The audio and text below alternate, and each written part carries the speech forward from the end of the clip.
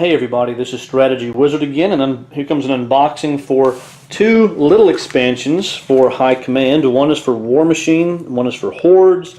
They were super cheap, so I thought, why not? Okay, now that I actually know how to play High Command, I know what I'm looking at, so I can actually decide if I'm excited or not. Boy, I don't want to just destroy this, and I see there's a little bit of, even though it really doesn't matter, but I'm nitpicky. Hopefully I can do this without really damaging the box. Okay, there we go. See, this is going to be the Hordes expansion.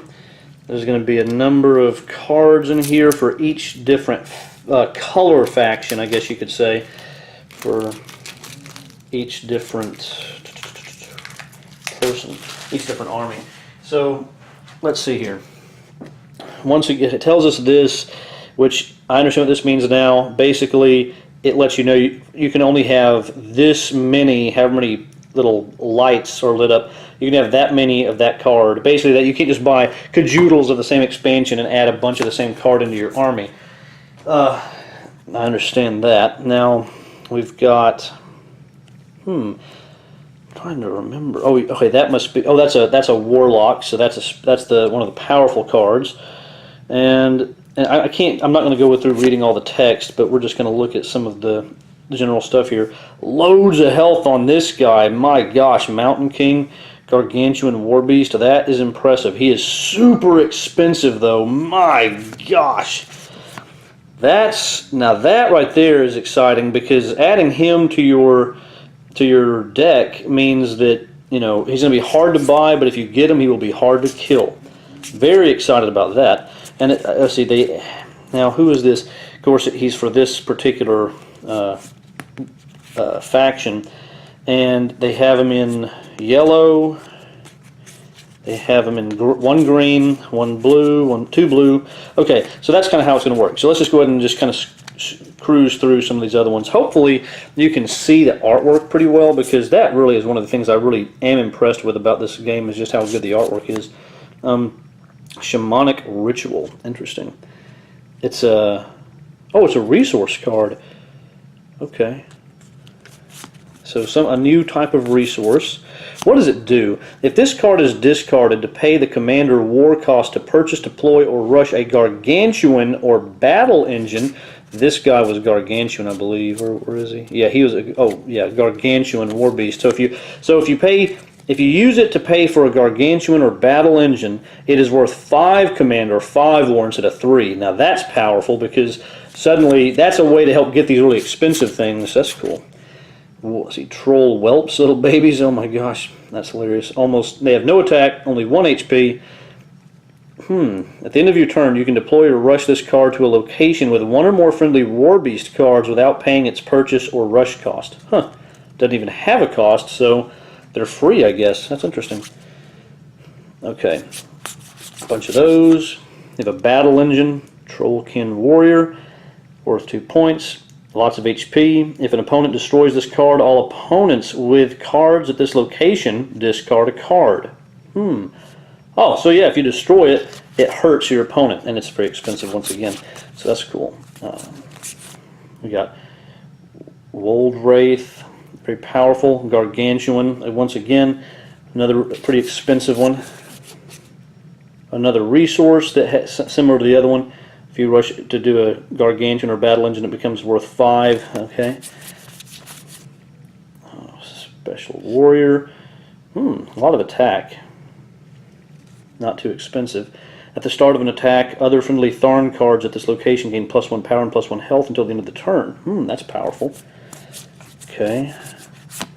Celestial Fulcrum. At the start of your attack step, draw 1 card, then discard up to 2 cards. This card gains +2 power for each card you discard. Wow. That can get pretty good. Ooh, Gargantuan War Beast, a mammoth. Boy, he looks nice, doesn't he?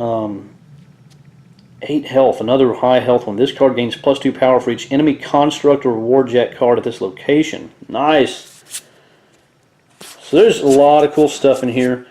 We've got Beast Mastery, which is a special resource that's kind of like that other one I was talking about, just for a different faction. We've Got some ascetics, siege, and mana tracks. This card gains +2 power if there are any other friendly warrior cards at this location. It has a lot of health. So each faction is going to get some... Ooh, wow, that is amazing looking. Enemy cards at this location suffer -1 health. That is amazing. Gosh. Another resource for this faction. And this card gains +2 power the turn you deploy it. That's nice.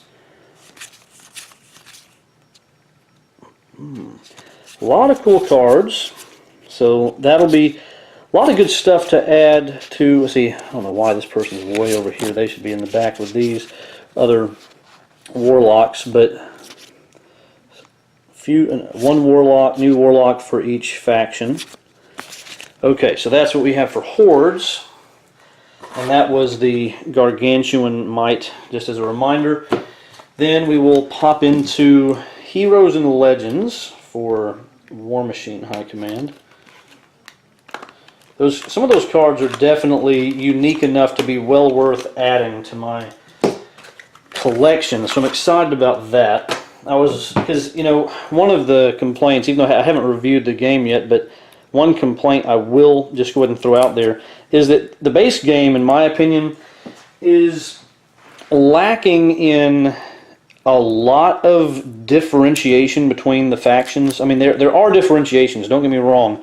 They're unique, but I think there could be more. There should have been more, I think, but these expansions, I can tell, are going to help make things a little more unique for everybody. But as I play with these, I'll see how much that really is the case. Another one of those cards. Okay. I'll go through these maybe a little faster because it just takes so long to read everything. Okay, we have a Thunderhead character. I'll probably end up taking forever and read everything just because I can't help it. At the start of your battle step, this card gains +1 power for each enemy card at this location. Well, that's cool. He's got a lot of HP and he gets really powerful if there's a lot of enemies. That's handy. Okay, a whole bunch of those for different colors, yellow and purple. Okay, Gallant. A lot of health. Shield Guard. Friendly warrior cards without Shield Guard at this location cannot be destroyed. Yeah, so he helps protect everyone. You have to go through him first, and he has a lot of HP, so that's not always so easy to do. Black 13th Strike Team. Interesting. A lot of text. Won't worry about that right now. Captain Maxwell Finn. At the start of an attack, other friendly trencher cards at this location gain +1 power and +1 health until the end of the turn. Ooh. So he's good if you want to try to get a lot of trenchers going. That way you can really boost up your power with them. Ooh, I like that. The Avatar of Minoth. Other friendly cards at this location cannot be destroyed. Was that the same thing that this other card said? Where was it? Friendly warrior cards without Shield Guard at this location cannot be destroyed. But this is just other friendly cards at this location cannot be destroyed. Wow. That's pretty awesome. At the end of each turn, you can move this card to a location where one of your cards was destroyed that turn. Ooh, that's cool. Huh. And it makes sense. It's called Righteous Vengeance, so that's cool. We've got Sprint. If there's an attack at this location this turn, return this card to your hand at the end of the turn. That's interesting. I'm not sure how powerful that is. I have to think about that. But I can see it could probably be useful. Enemy Warbeast, Warjack, and Warrior cards at this location have no abilities. Wow, that's awesome. And he's expensive to rush. Not so bad for purchasing. That's interesting. But he has no attack. But being able to make them eliminate special abilities that's huge. Okay. Friendly little fella. Whoa, look at all that HP and that awesome artwork. At the start of an attack at this location, choose up to one enemy card at this location with 4 health or greater. That card suffers -2 health until the end of the turn. Very helpful. After you attack at this location, if there are no enemy cards here, draw a card. Ooh. This card gains +2 power if there are 2 or more enemy cards at this location. Could be good. Ooh, I like these guys. At the end of your turn, if one or more enemy warrior cards were destroyed at this location this turn, you can return an undead card from your discard pile to your hand. That's powerful. It's always good to be able to get the undead back so you can put them back into the field of battle, or spend them. At the start of an attack at this location, this card gains +1 health until the end of the turn for each enemy warrior card at this location. That's nice. Dark Industries. At the end of your turn, if one or more enemy Warjack cards were destroyed at this location this turn, you can return a Warjack card from your discard pile to your hand. That's awesome. Always being able to get cards from your discard pile back into your hand is a big deal.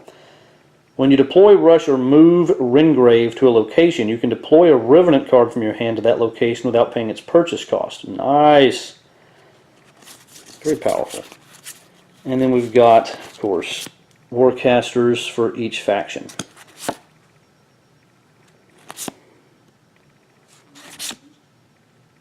He looks friendly. Okay, so that's that. That was Heroes and Legends and Gargantuan Might. Hopefully that was helpful to everybody. In the meantime, if you enjoyed it, give me a thumbs up. I'd appreciate that. And I look forward to seeing you on the next one. Take care, everybody. Bye.